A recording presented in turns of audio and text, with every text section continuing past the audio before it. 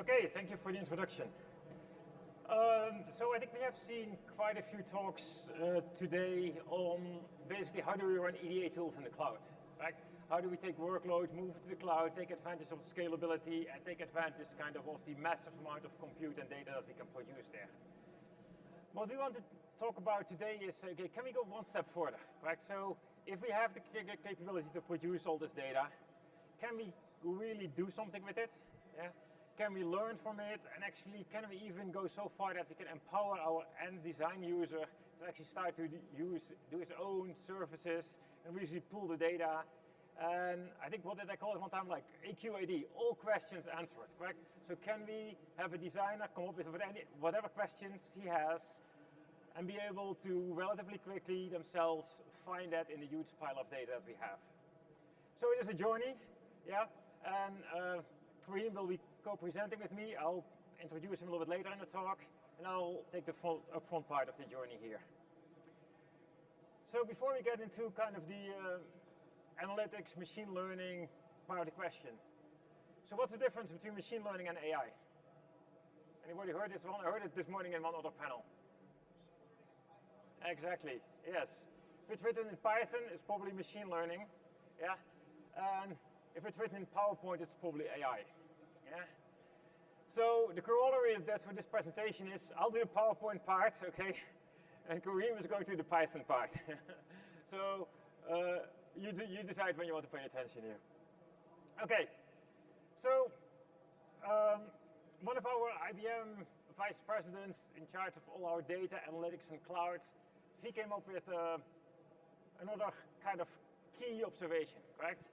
There is no artificial intelligence there's no AI without IA. There's no artificial intelligence without a good information architecture, right? Because where do you put the data? How do you analyze it? How do you get to it?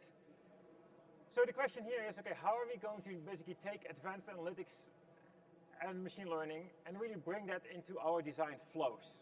Yeah, not just into the tools, but really in the working flows here. And then how do we kind of take advantage of like hybrid cloud type of infrastructure to really use this and serve this up as a service to the end users, okay? Where they can really access, and I'll come back to this analogy, I've used it many times, yeah? But it should be as easy to pull data out of your big design flow as it is to pull data out of Google Maps. Yeah? There's no real reason why it should be significantly more complicated to do that. So getting to the right architecture and be able to capture all the data is very, very crucial there. So let's look at a very high-level picture of kind of the information architecture for what we put in our machine learning and AI part.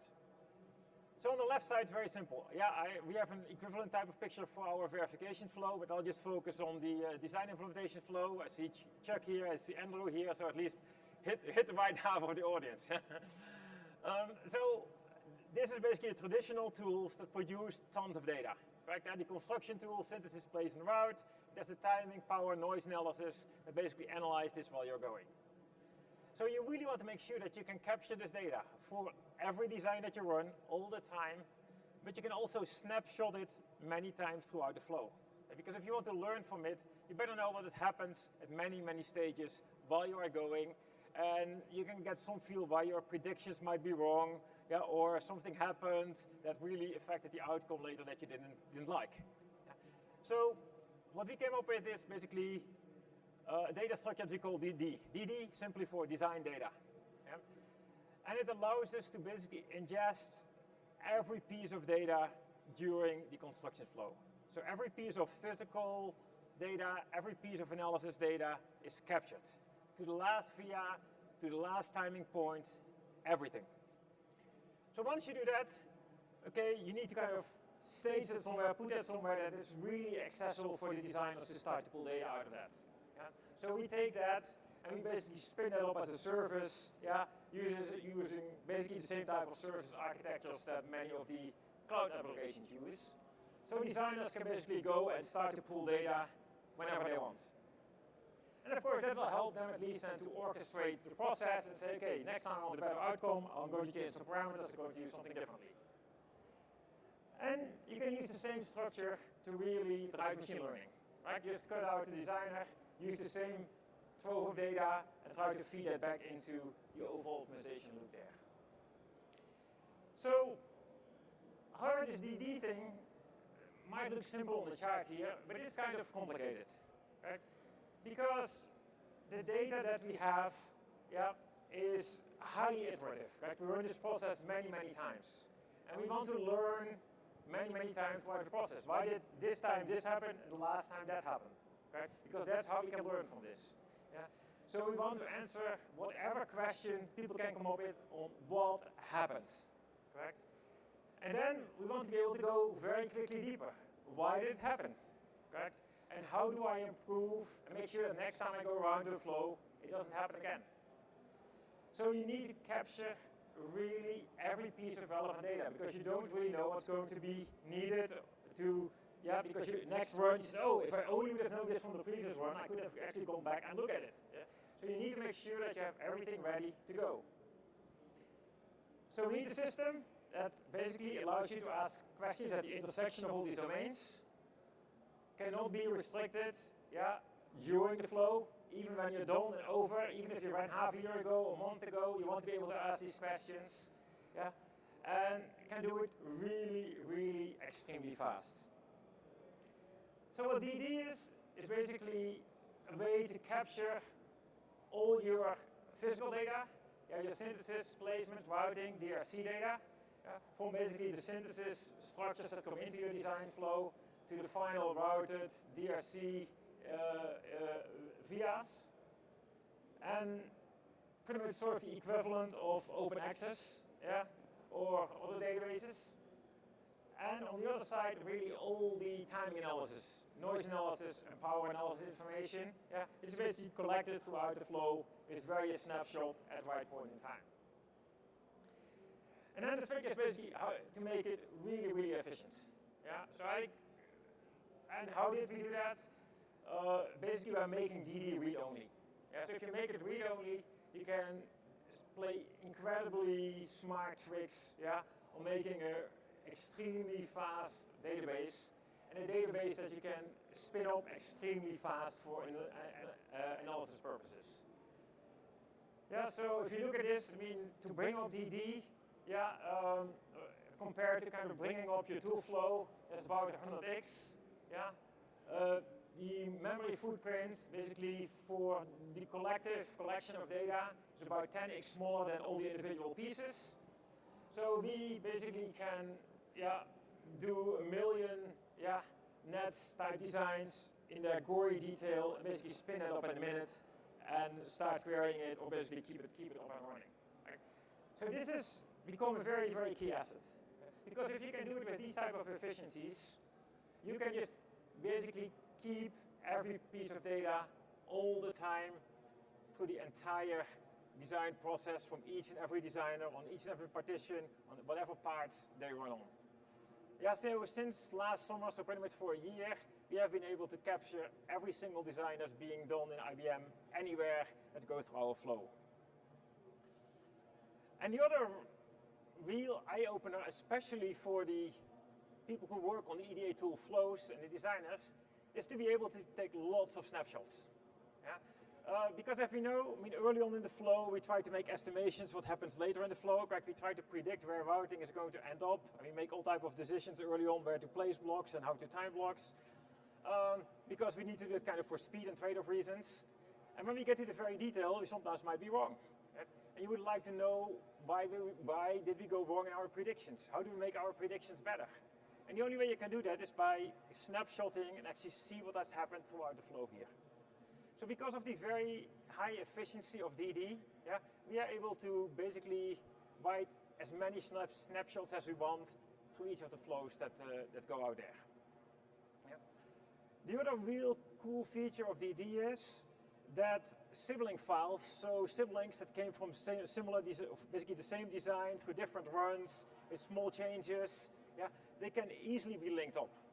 So if you have multiple sibling DD files, there's mechanisms in there to correlate all the data back together, and therefore you can ask very easy, very simple questions. Hey, what did this look yesterday? What did this look now? what does this look before I placed it, what does it look like after I routed it. Basically any of these, because of all the cross links that basically are established and maintained through some metadata and through some relinking of the data in the DD here. So one very simple example, correct? You do global routing. Yeah, you only use like 2 meta layers here, very few VRs. In the end, you get a net out that looks on the right, correct? Horrible. Yeah, you got a lot more VRs. Used a couple of higher layers, so your prediction was quite a bit of what really happens. So where did this happen in the flow? You can put triggers in there, write out multiple DDs, and basically trace exactly why this was caused. Was this caused because there was too much congestion there? Was this caused because the router just went haywire? Or whatever reasons might have driven this. So we have the ability to really closely monitor this while each of our jobs are ongoing and show this. Yeah? So very nice help for basically all the tool flow kind of developers that try to debug a tool flow. So Kareem will show a lot more on what we can do with DD. I want to talk a little bit more about how we kind of use it in the bigger picture. Yeah? Because as I mentioned, Google Cloud is a great example. Yeah? You can go in and very simply query an incredibly complex set of data. Right? You can ask Google, how long does it take me from here to the airport? How long did it take me yesterday? How long did it take me the day before? Yeah? You don't have to go and scramble 25 files and know the history of the files and know where they are and know where they fit in. Right? You can go and get a picture of a city and zoom into a block and zoom into a building and just keep on going. You don't understand the need to know how your chip hierarchy really hangs together and go to 25 different files that try to link up how your chip hierarchy all hangs together. Yeah? What it is, it's basically a whole bunch of databases that talk to each other as microservices. You send queries there, and they get spread out, and your queries get answered. Right? That's basically how the database kind of hangs together. So instead of reinventing this, we decided, okay, can we use basically the same infrastructure to spin up and build a similar analysis environment around our IBM EDA tools flow? Yeah? So the good part is that we have actually a pretty good set of containers for microservices. Yeah, it's called IBM Cloud Private. Yeah, and basically it's built about the Kubernetes container platform. So you spin up each of your services in your containers. And frankly, and of course you need to have the right side of APIs on there, and Kareem will talk about that a little bit, the right REST APIs, but once you follow these conventions, you can pretty much benefit from the entire rest of the stack, kind of to spin up many of these services and have them running, have them talking to each other, and basically build a fairly easable, queryable flow that actually an end designer can start to send queries towards. Okay? So by us plugging mostly into the kind of bottom layer of the IBM Cloud Private platform, we get a lot of advantages. We basically get everything on top of it for free, and we can actually run it on quite a few platforms. Yeah? We can run it in our private cloud, we can run it on our power systems. We haven't tried it, but we can actually run it on various public clouds as well, and we get pretty good isolation from the ICP layers for that.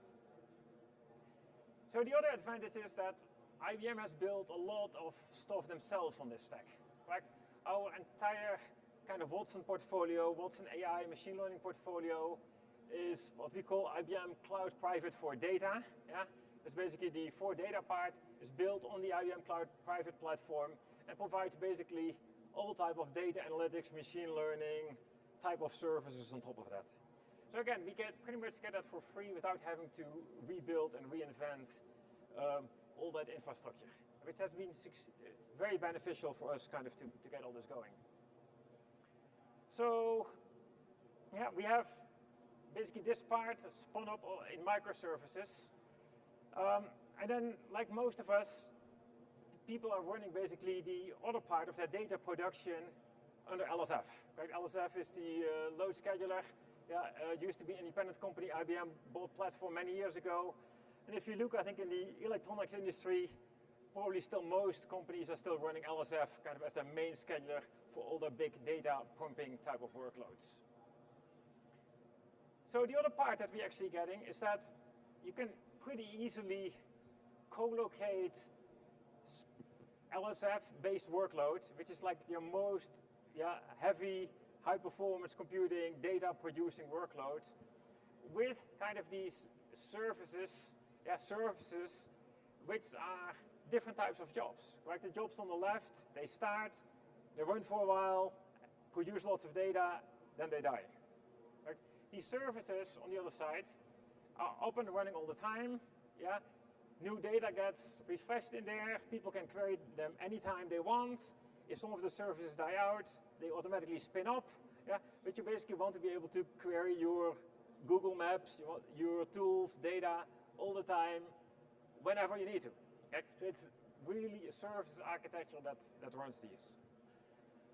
So the good part is that we have a new product that actually allows you to co-locate these into the same compute farm. Yeah? The way that kind of works is that Kubernetes becomes kind of a slave of LSF. Yeah? So you have LSF managing your main pool of compute resources. Kubernetes can start up services.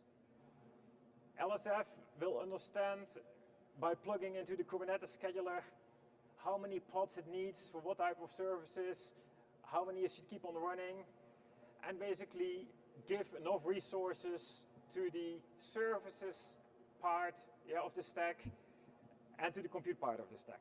Yeah? So it's a really nice tight integration. Again, which doesn't require us as tool developers actually to do anything. Yeah?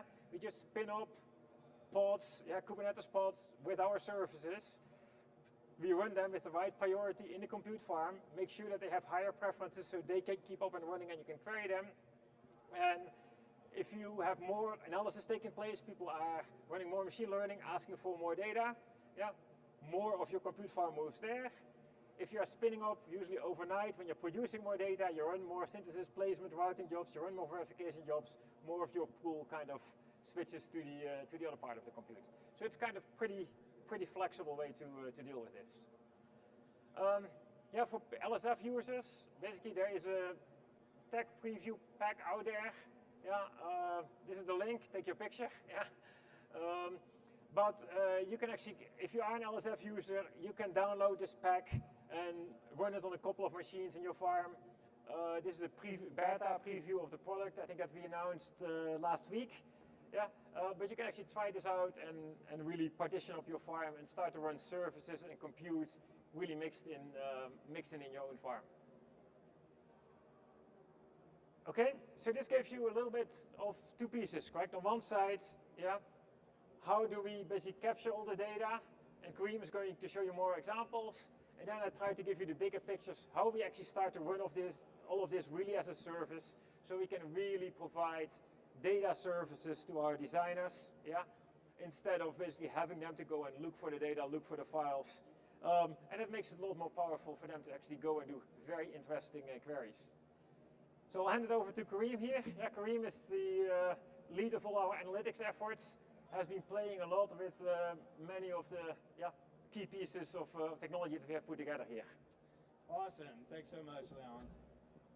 Is the mic on? Can you guys hear me? Yep. Wonderful. Thank you. So I hope to convince you all in the next few minutes of a couple of key points. The first key point is that machine learning by ad hoc parsing of reports or whatever other unstructured data your EDA tools produce is probably not going to work. That's not going to scale well. We feel in IBM that you need a well-designed, feature-rich, and extendable API layer for EDA data that works right alongside your Python development environment, where there's already a rich library of machine learning algorithms available, and which can be scaled for massive data deployment on the cloud. So I was talking with Leon a few days ago, and we were kind of wondering, how are we going to tell this story? And an idea came to the both of us. We said, let's just let the data speak for itself. And so what I'd like to do over the next few minutes is just go over a sort of quasi-live demo. I have some code loaded into a Jupyter notebook, and I'll tell you about what's going on here. So what I've done in this notebook is that I've preloaded data for a design consisting of several million circuits. So in memory now, we have all of the design data. That includes the netlist, the connectivity, as well as the complete set of PD data that backs up that design. And we also have derived data, including all of the results from static timing analysis. The time required to pull all of this data for a several million circuit design off disk and have it available to work live in a notebook is about 2.5 minutes. Now don't worry, I'm not going to make you sit here for 2.5 minutes while the data is loading. I've already done that for you. And also don't worry, if you're not a Python geek like me, I hope you'll still get something out of this demo, but if you do want to go into the details, please feel free to ask questions at the end. So as soon as the data is loaded, we can start asking questions using a Python. We even have a C++ API layer. And I really want to emphasize some key points here. So previously, when we wanted to perform offline analysis, that would typically involve first, within the EDA tool flow, generating very large and numerous different types of reports up front. And it was really our observation that most of these reports were getting parsed by scripts in any case, which were quite frankly inefficient in their own way. For example, they lacked commonality in a clean API layer. Also, we kind of observed that in many circumstances, much of the data was simply sitting there, quote unquote, just in case a designer needed to look at something.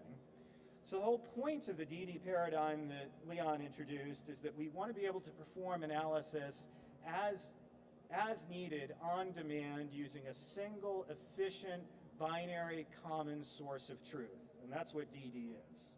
Let me show you some examples. So we've already loaded the data into memory. One thing that I may want to do, I'm a timing engineer, right? Many of you know me. I may want to just iterate through all of the timing endpoints in my multi-million circuit design. For those who aren't timing geeks like myself, an endpoint is just a latch. It's typically a latch data input, which has a setup and a hold constraint. And I'm just interested in finding out, well, how many such endpoints are there? So in the time it took me to say that one sentence, in fact, in 5 milliseconds, I was able to count, this particular design has 778,000 timing endpoints. So there's quite a lot of data here in one snapshot that we can start working with. Now, I'm a little bit of a timing geek at heart, so I'll continue along the timing theme. And one thing that I may be interested in doing as an engineer as I start to query and analyze data is I just want to collect a worst late mode timing slack for each of the 700,000 some odd latches in this particular design. So let me go ahead and do that. Oh, looks like we're done in under a second. And let's say I want to generate a histogram report.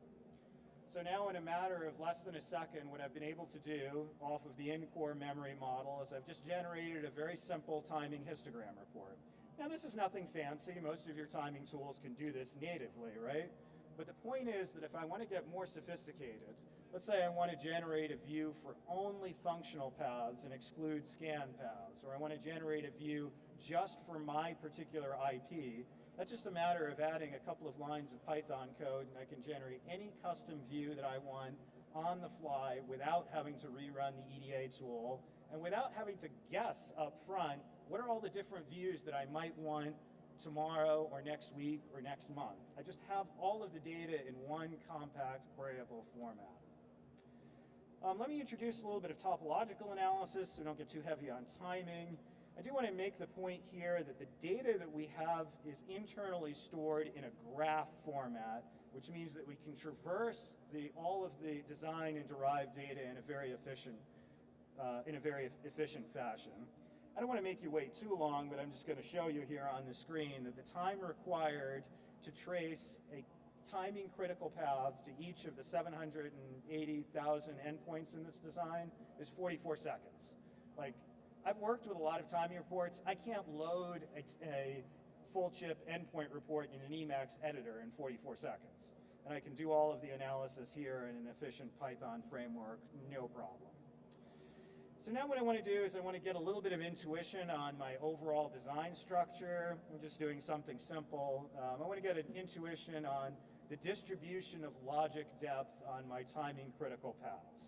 So let's go ahead and do that. We'll generate that view.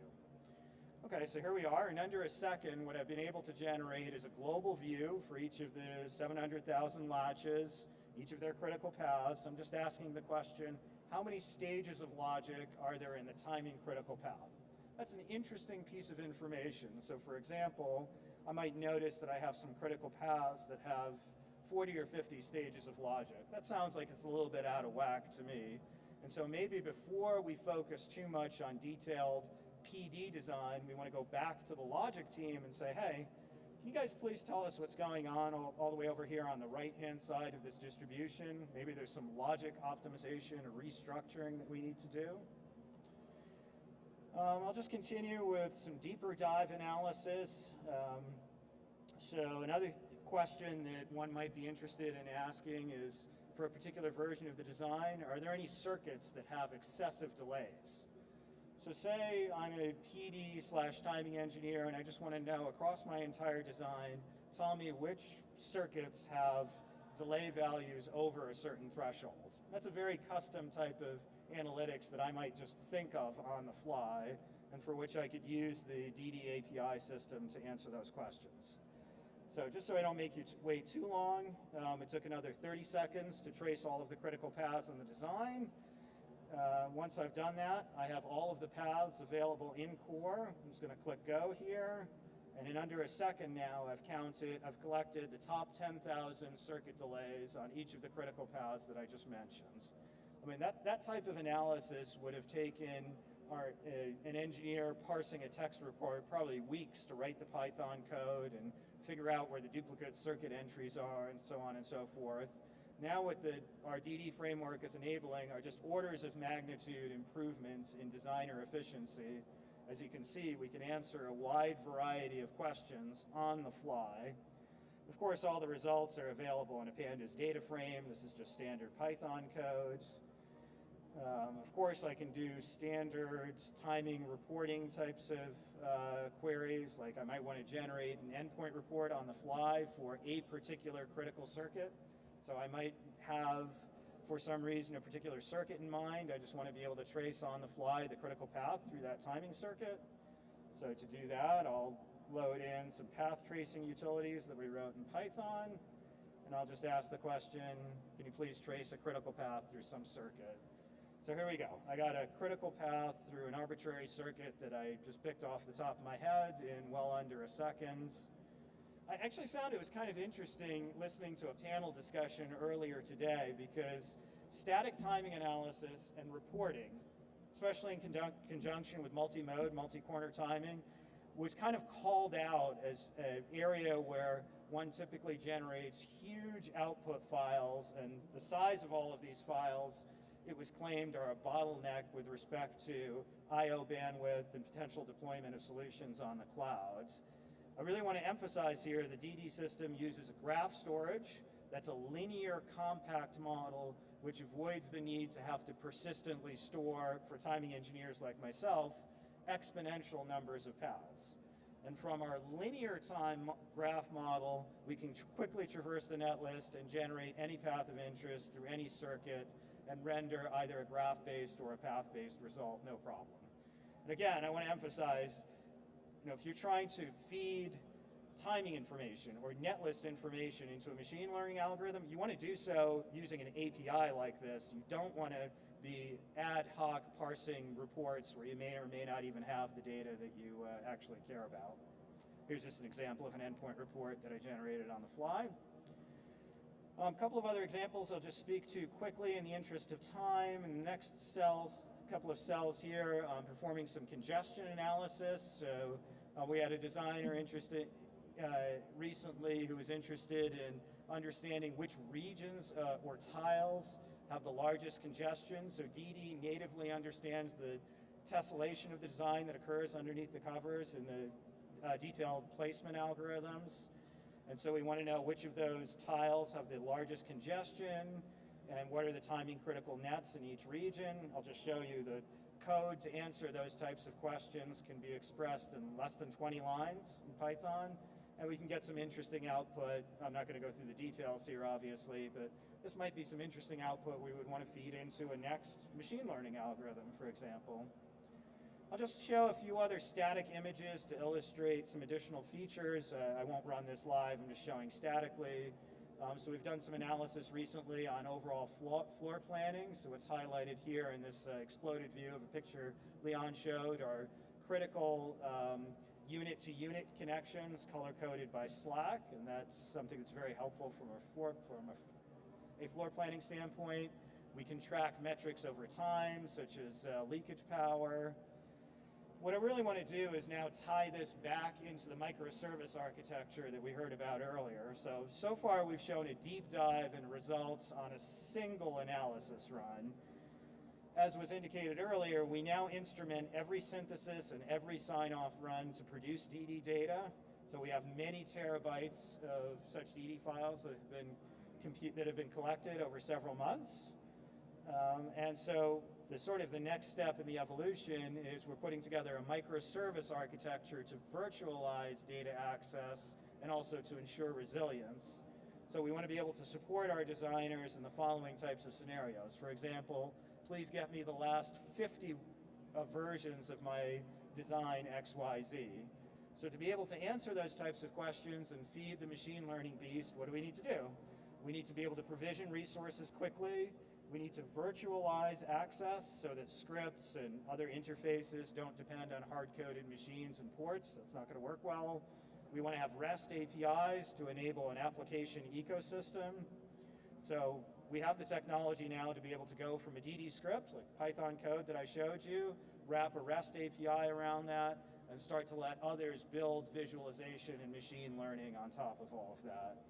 As an example, at the bottom here, we're developing a web-based cockpit for just point-and-click navigation and visualization of critical timing paths that our engineers are using all the time today. So I just want to wrap up, leave a little bit of time for questions. So in summary, DD enables ingestion of all of our data in order to perform meaningful machine learning in the EDA space. Again, you don't want to perform machine learning by ad hoc parsing of reports, whether they be structured or unstructured. It's just not going to scale well. We've built on top of that a microservices-based architecture so that we can scale out efficiently in some of the scenarios that I mentioned before. And we're sort of gluing all of this together with IBM Cloud Private technologies, including LSF and including Kubernetes, to enable us to maintain resilience and scale out features. So last chart here is just a thank you for attending today's session, and I think we've got a couple of minutes for questions. If Leon, you'd like to join?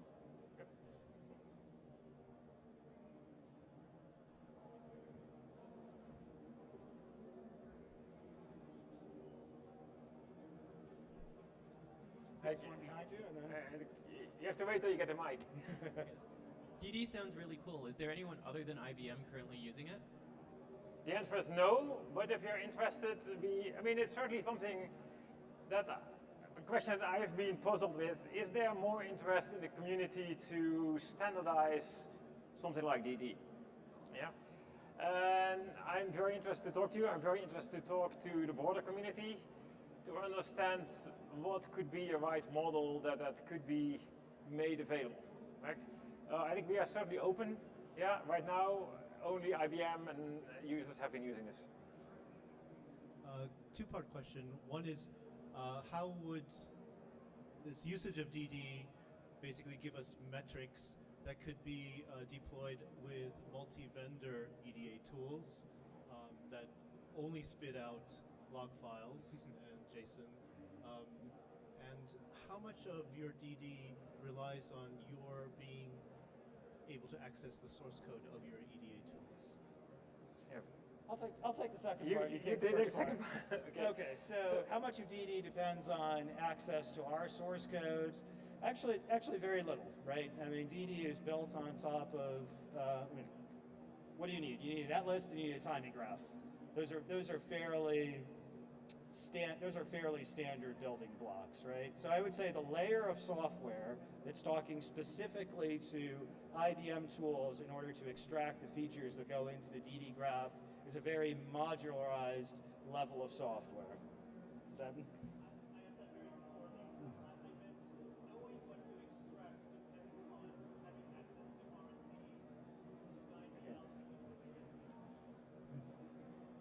So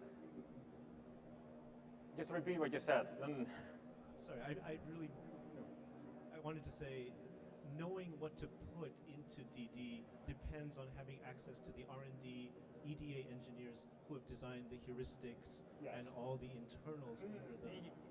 I couldn't agree more. Yeah, domain-specific knowledge is key to implementing an efficient data repository for EDA data. Absolutely. yeah, so there are two ways to fill Didi. Okay. One is basically we have a relatively small set of APIs that you can plug into a construction tool or a timing tool and basically write out the data. Yeah. The other way is you could try to reconstruct that by parsing reports and use the same APIs to put it in. Yeah, which will be probably a pretty horrific task. Yeah, so certainly the first task would be much preferred, right? If people who directly produce the data, because as Kareem said many times, correct? It's a graph of a graph of a graph. Yeah, so it's pretty intuitive model. Yeah, that can be produced by most EDA tools, I think, without too much problem if you can intersect the right data or have the right access to the database. And for example, a plugin for OA for all the core physical data is quite straightforward, and we might work with SI2 to actually create that. Yeah. For some more of the analytics data, it's a little bit more tricky. Two questions.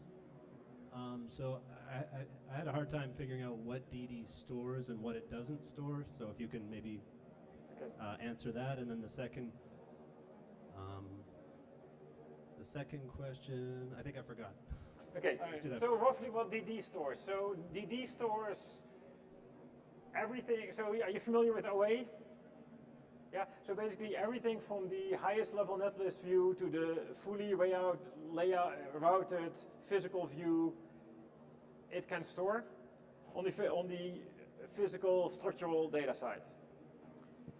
On the analysis side, it basically can store full analysis graphs for timing, noise, and power. But again, as Kareem said, as a graph, yeah, which means, yeah, you could potentially write your own timing analysis tool in Python on top of that. Yeah. Okay, and sorry, my question I forgot was, can you, rather than loading everything into memory, is there not a concept of lazy loading that could potentially apply? If you're... Is there a concept of lazy loading? I can take that. Yep. Yes, there is. There is a partial concept of lazy loading. So some of the more advanced views, such as the abstracted latch-to-latch view, can be built in a lazy on-demand fashion. The underlying core data model all gets loaded up front, but then we have higher levels of abstraction that get built on demand on top of the core data model.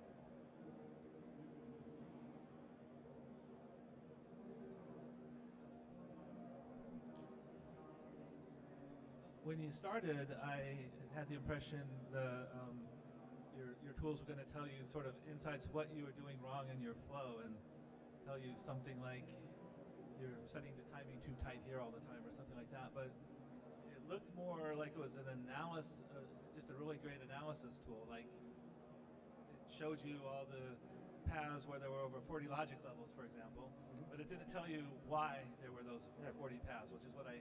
So you want to put your plug for your poster? You should go back in time and see my Monday poster session, which was about automated triage of failing timing paths. So we have built, we're a little bit limited in time in this format, but we've built on top of the DD stack now triage layers that allow us to help designers automatically fix up problems and uncover insights about not only, hey, you've got a problem, but here is the most likely solution to solve that problem.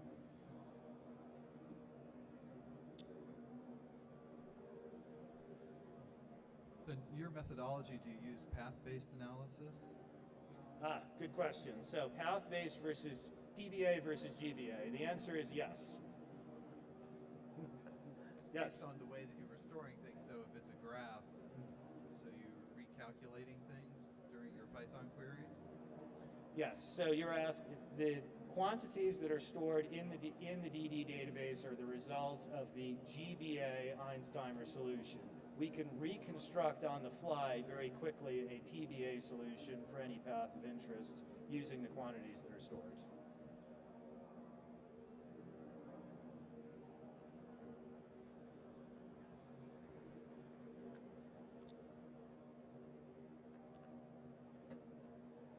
Okay, I think that brings us to the end of the session. Again, let me reiterate the first question. Yeah, if there is interest for other people to potentially benefit from DD, we are certainly starting to look at figure out what to do with this beyond IBM. So I'm happy to talk to you. Just come and see us up front. And thank you for joining us this afternoon. And very much thanks to you for continuing to organize this interesting forum here.